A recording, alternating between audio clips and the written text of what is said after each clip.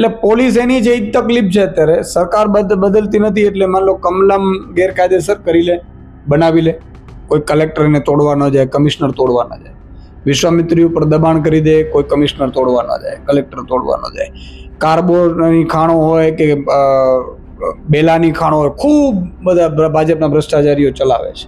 સરકાર બદલો તો આ જ કમલમો જે તમારે લૂંટીને તમે ગેરકાયદેસર કમલમો બનાવ્યા છે એની જગ્યાએ સારી હોસ્પિટલ ને સારી સ્કૂલ બનશે તમારા જ બાળકની. સરકાર બદલશો તો તમને પણ ગેસનો સિલિન્ડર રાજસ્થાનની જેમ 450-500 રૂપિયામાં મળી શકશે. ગૃહમંત્રી અને મુખ્યમંત્રી હવે રાજ્ય ચલાવવામાં સક્ષમ નથી, અને જે રીતે લોકોની અધિકારીઓ ઉપર પકડ નથી, એ પછી અભણ હોય, અજાણ હોય કે સમજતા હોય, રામ જાણે. પણ તમે જુઓ, ચમકલા થઈ રહ્યા છે નવરાત્રીઓમાં બળાત્કારો થઈ રહ્યા છે. લાગે છે કે હરસંઘવી 5 વાગ્યા સુધીના ફાંકા ફોજદારી કરતા હતા, પણ કલેક્ટર ને કમિશનરે તો 12 વાગ્યા સુધીનો આપ્યું. એવું કંઈ એવી ચર્ચાએ પણ કરી છે કે ભાઈ ગૃહમંત્રી તો અભણ છે, એમને ખબર ન હોય, આપણે તો આપણા નિયમો પ્રમાણે ચાલવાનું. એમાં લઈને જો નાગરિકો લઈ જવું પડતું હોસ્પિટલે, તો એમ કહું છું, ઢાંકણીમાં પાણી લઈને મુખ્યમંત્રી અને સંબંધિત મંત્રીઓ ડૂબી મરવું જોઈએ. આજે 5 વાગ્યા સુધીની વાત હતી, આપણે 12 વાગે પણ દીકરીને સુરક્ષિત નથી રાખી શકતા. દીકરી ઉપર ગેંગરેપ થાય છે, એનો ગુનેગાર કોણ, એનો જવાબદાર કોણ?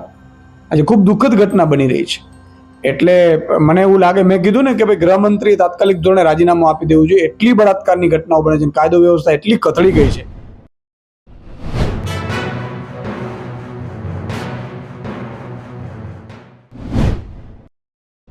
નમસ્કાર મિત્રો, તેજ નેત્ર ન્યૂઝમાં તમારું સ્વાગત છે. હું છું ભરત પટેલ. આજે આપણે ગુજરાત પ્રદેશ અધ્યક્ષ ઈસુદાનભાઈ સાથે વાત કરીએ. ઈસુદાનભાઈ નમસ્કાર, તેજ નેત્ર ન્યૂઝમાં તમારું સ્વાગત છે. આજે આમ આદમી પાર્ટી દ્વારા એક QR કોડ કરીને સભ્ય બનાવવાની જે આપણે જાહેરાત કરી છે, એને લઈને આપણે શું આ સંદેશો આપશો જનતાને? બિલકુલ, અમે જોયું કે ભાજપના સદસ્યતા અભિયાન છે એકદમ ફ્લોપ ગયું. ભાજપના સભ્યો બની નથી રહ્યા, લોકો કોઈ જોડાઈ નથી રહ્યા. સાથે સાથે એ લોકો દર્દીઓને, કોઈ મજૂરોને, શ્રમિકોને અથવા તો જે મનરેગાના યોજનાઓ અથવા લાભાર્થીઓને કોઈને કોઈ રીતે અજાણતામાં જોઈન્ટ કરાવી રહ્યા હતા. પણ ઘણા લોકોને ખબર પડતી હતી, તો એ લોકો અમારી સોશિયલ મીડિયાની સાઇટો ઉપર આવી અને અમને મેસેજો કરતા કે ભાઈ ભાજપના સભ્યો અહીંયા બનાવવા માટે અમારા ઉપર દબાણ કરવામાં આવે છે, પણ અમારે ભાજપનો સભ્ય હવે નથી બનવું. ભાજપથી કંટાળી ગયા છીએ. 30 વર્ષથી ભ્રષ્ટાચારનું શાસન છે. આમ આદમી પાર્ટીનો સભ્ય અમારે બનવું છે, ક્યાં જોડાઈએ? એટલે અમે નક્કી કર્યું. એટલે આજે મેં QR કોડ સાથે સદસ્યતા અભિયાનને લોન્ચ કર્યું છે, અને એ વેબસાઇટ ઉપરથી એ લિંકથી પણ જોડાઈ શકે. QR કોડ નાખવાથી એમાં ફોર્મ તરત ખુલે છે. ફોર્મ ભર્યા પછી તરત જ એ ઈચ્છે તો એ આઈ કાર્ડ પણ ડાઉનલોડ કરાવી શકે છે. એટલે આમ આદમી પાર્ટી, જેણે શિક્ષણમાં સારું શિક્ષણ નીતિ કરવી હોય, આરોગ્યની સારી નીતિ કરવી હોય, જેમણે ટેક્સના રૂપિયાનો સાચો સદુપયોગ કરવો હોય, ભ્રષ્ટાચાર મુક્ત શાસન જોતું હોય, જેમણે સરકારી નોકરી સારી અને પેપર લીક વગર જોતી હોય, જેણે પૂરેપૂરી ભ્રષ્ટાચાર જે વિરોધી સિસ્ટમ બનાવી હોય, એવો આમ આદમી પાર્ટીમાં જોડાય એવું હું આહવાન કરું છું. જેમાં પોલીસ કોન્સ્ટેબલની તૈયારી કરતા હોય, તલાટીઓની તૈયારી કરતા હોય, PSIની તૈયારીઓ કરતા હોય, તો એ લોકો લાખો ફોર્મ ભરે છે, 5-10 હજાર સિલેક્ટ થાય છે. તો બધાને ઉમેદવારોને મારી વિનંતી છે કે એમાં તમે જાશો તલાટીમાં, તો એક ગામમાં જ તમે કામ કરી શકશો. જ્યારે તમે તાલુકા પંચાયતના આમ આદમી પાર્ટીના સભ્ય બનો, તો તમે TDOના બોસ બનીને આખા તાલુકાનો વિકાસ કરી શકશો.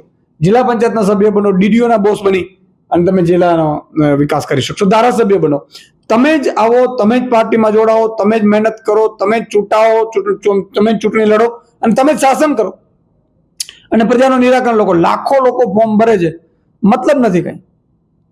અહીંયા આવો અને આ મોટી સમાજ સેવાનું કામ કરો. એટલે મેં બધાને એને પણ અપીલ કરું છું કે આ સદસ્યતા અભિયાનમાં મોટા પ્રમાણમાં લોકો જોડાય. સુરેન્દ્રભાઈ, બીજો પ્રશ્ન છે. 4 મહિના પહેલા સુરેન્દ્રનગરમાં કાર્બોસેટની ખાણમાં 3 મજૂરોના મોત થયા હતા, ત્યારે ભાજપના 2 નેતાઓ આરોપી બન્યા હતા. હવે એ પોલીસે જે લોકોને નિર્દોષ ઠેરવ્યા છે, એને લઈને શું કહેશો? એટલે પોલીસ એની જે તકલીફ છે અત્યારે સરકાર બદલતી નથી, એટલે માન લો કમલમ ગેરકાયદેસર કરી લે, બનાવી લે, કોઈ કલેક્ટરને તોડવા ન જાય, કમિશનર તોડવા ન જાય, વિશ્વામિત્રી ઉપર દબાણ કરી દે, કોઈ કમિશનર તોડવા ન જાય, કલેક્ટર તોડવા ન જાય, કાર્બોની ખાણો હોય કે બેલાની ખાણો હોય, ખૂબ બધા ભાજપના ભ્રષ્ટાચારીઓ ચલાવે છે. લોકો મૃત્યુ પામે, 1-2 મહિના તપાસ ચાલે અને નિર્દોષ. સરકાર બદલો તો આનું બધાનો ભાંડો ફૂટે. સરકાર બદલો તો 5 કરોડ ચોરસ મીટર ગૌચરની જમીન ગુમ છે જે ભાજપોએ દબાણ કરી લીધા છે એ બધી ખુલ્લી થાય. સરકાર બદલો તો આ જ કમલમો જે તમારે લૂંટીને તમે ગેરકાયદેસર કમલમો બનાવ્યા છે એની જગ્યાએ સારી હોસ્પિટલ ને સારી સ્કૂલ બનશે તમારા જ બાળકની. સરકાર બદલશો તો તમને પણ ગેસનો સિલિન્ડર રાજસ્થાનની જેમ 450-500 રૂપિયામાં મળી શકશે. સરકાર બદલશો તો તમને પણ ઘર બેઠા રાશન મળી શકશે. સરકાર બદલશો તો આ ભાજપીયાઓ જેટલા લૂંટ ચલાવ્યા છે ને એ બધાને ઓકાવીને તમારા ખાતામાં અમે નખાવી શકીશું.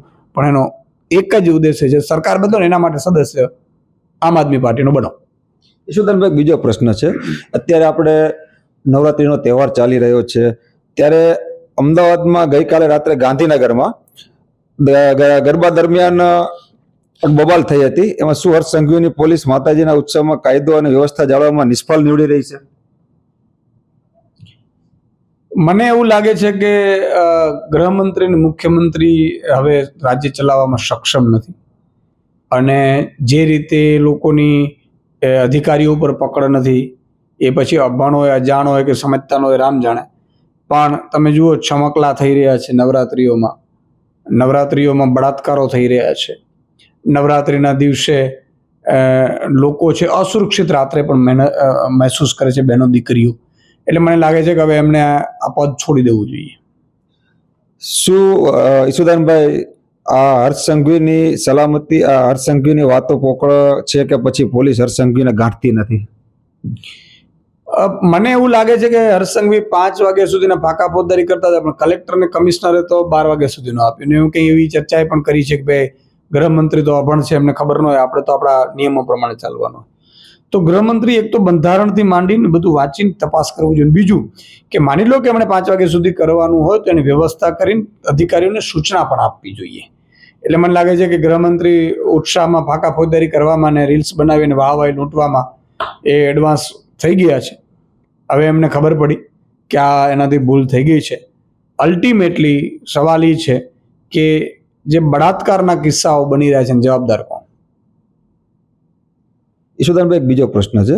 હાઈકોર્ટ જે રીતે સરકારને આરોગ્ય જેવી પ્રાથમિક સુવિધા લોકો સુધી ન પહોંચાડવા માટે ભૂપેન્દ્ર પટેલ સરકારને ખખડાવી છે, તેને લઈને કેવી રીતે જોવો છો?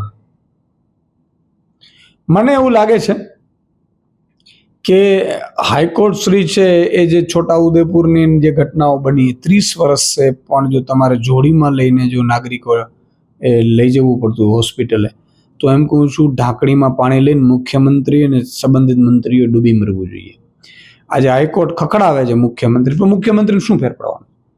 એને તેને ખબર છે કે ભાઈ હું તો એમને ચૂંટાઈ જવાનો છું ને એમને નેતાગીરી બની જવાના છે, અમારે કંઈ કરવાનું હોતું નથી ને ઉપરથી આદેશ આવે એટલું કરવાનું હોય છે. એટલે મને નથી લાગતું કે એમને કંઈ શરમ જેવું ચીજ હશે. સુદનભાઈ, ગાંધીનગરનો ગઈકાલે નવરાત્રીનો કિસ્સો છે. ગાંધીનગરની અંદર નવરાત્રીના ગરબા ખેલવા આવેલા ખેલૈયાઓને બજરંગ દળના કાર્યકર્તાઓ દ્વારા ટીકા લગાવવામાં આવતા હતા સર ઉપર. એને લઈને વિવાદ થયો હતો અને પોલીસ પણ બોલાવવામાં આવી હતી. એને લઈને શું કહેશો? મને એવું લાગે છે કે આ ગરબા છે એ આસ્થાનો પર્વ છે આપણા સૌનું, એને આસ્થાનું પર્વ રહેવા દેવું જોઈએ. સાથે સાથે હર્ષ સંઘવીજી કહે છે કાયદો વ્યવસ્થા, પણ કાયદો વ્યવસ્થા એને પૂરતી વ્યવસ્થિત રીતે જાળવવી જોઈએ. એક બીજો પ્રશ્ન છે. અનુપમ સ્વરૂપ સ્વામી છે, જે સ્વામિનારાયણ સંતના મહંત છે, એમના દ્વારા એવું પણ કહેવામાં આવ્યું છે કે જે રીતે ગરબાઓનું આયોજન થઈ રહ્યું છે એને નવરાત્રીને બદલે લવરાત્રી કહેવા માંડ્યા છે. એને આપ કઈ રીતે જોવો છો? હું એ જ કહું છું, આ આસ્થાનો વિષય છે. અમારી આસ્થા સાથે કોઈએ ખેલવાડ ન કરવું જોઈએ. આજે હું એમ કહું છું કે દિવસે ને દિવસે ભલે અર્બનાઇઝેશન આવી ગયું, પણ રમે તો છે ગરબા રમાય છે. એ બાને પણ માતાજીમાં એટલું સમય ચિત્ત જાય છે. શારીરિક, માનસિક એ રીતે પણ સ્વસ્થ થવાય છે. સાથે સાથે ગરબામાં આયોજનથી માંડી ખાણીપીણીથી માંડીને તમામના વ્યવસાયો પણ સંકળાયેલા છે, કેટલાની રોજગારી પણ સંકળાયેલી છે. એટલે આ છે એ આસ્થાનો, માતાજીના આરાધનાનો પર્વ છે ને એને આરાધનાના પર્વ રીતે જોવું જોઈએ દરેકે. ઈશુદાનભાઈ, છેલ્લો પ્રશ્ન છે. ગઈકાલે જે હજી તાજી જ ઘટના ઘટી છે વડોદરાના ભાયલીમાં, જ્યાં એક દીકરી ઉપર બળાત્કાર નહીં રેપ કેસ થયો છે, એને લઈને શું કહેશો આપ? મેં આજે જે રીતે સાંભળ્યું કે સાયલીમાં રાત્રે ગેંગરેપ થયો છે, ગૃહમંત્રી બહુ ફાંકા ફોજદારી કરતા હતા કે 5 વાગ્યા સુધી ગરબા રમો. પોલીસ એમ કહે છે કે આ ગરબે નથી રમ્યા, પણ દીકરી 12 વાગે આવી તો રહી હતી. આજે 5 વાગ્યા સુધીની વાત હતી, આપણે 12 વાગે પણ દીકરીને સુરક્ષિત નથી રાખી શકતા. દીકરી ઉપર ગેંગરેપ થાય છે, એનો ગુનેગાર કોણ, એનો જવાબદાર કોણ? આજે ખૂબ દુઃખદ ઘટના બની રહી છે. એટલે મને એવું લાગે, મેં કીધું ને કે ભાઈ ગૃહમંત્રી તાત્કાલિક ધોરણે રાજીનામું આપી દેવું જોઈએ. એટલી બળાત્કારની ઘટનાઓ બને છે, કાયદો વ્યવસ્થા એટલી કથળી ગઈ છે કે એક સમયે બિહારમાં નહોતી, એના કરતાં પણ બદતર હાલત અત્યારે ગુજરાતમાં છે. તો આ હતા આમ આદમી પાર્ટીના પ્રદેશ અધ્યક્ષ ઈશુદાનભાઈ ગઢવી.